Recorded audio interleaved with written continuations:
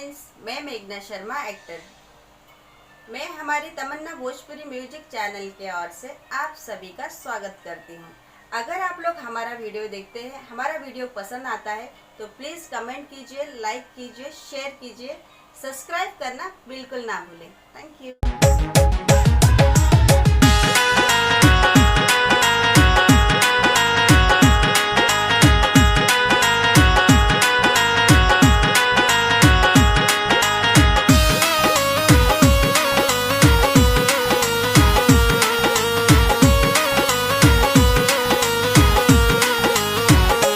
ए जी आमावा महुइया के झूले डढ़िया, ए जी आमावा महुइया के झूले डढ़िया, कि तनी ताकी ना बलमुआ हमार ओरिया, कि तनी ताकी ना बलमुआ हमार ओरिया।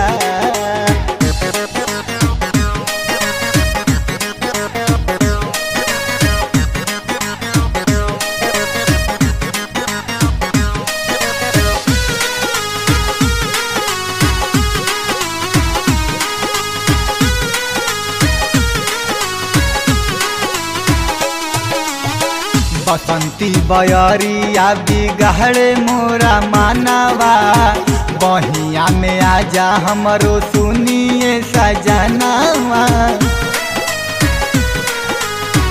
बसंती बयरिया बिगड़े मोरा मानवा, बहिया में आजा हमरो सुनिए सजनवा।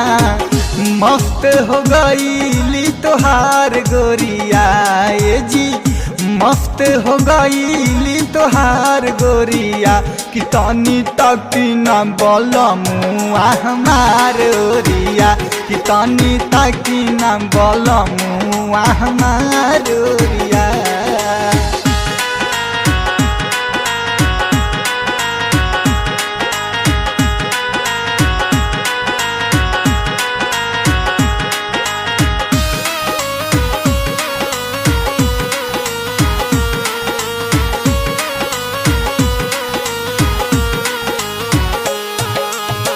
आमावा के दाढ़ी चढ़ी बोलेला कोयलिया, गीत सुनावे लागल पाँव के पायलिया।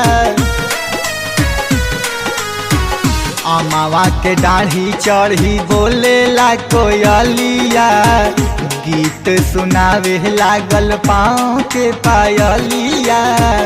उड़े लागल अचरा के कोरिया, ये जी उड़े लागल अचरा के कोरिया, कि तनी ताकी ना बलमुआ हमार ओरिया, कि तनी ताकी ना बलमुआ हमार ओरिया।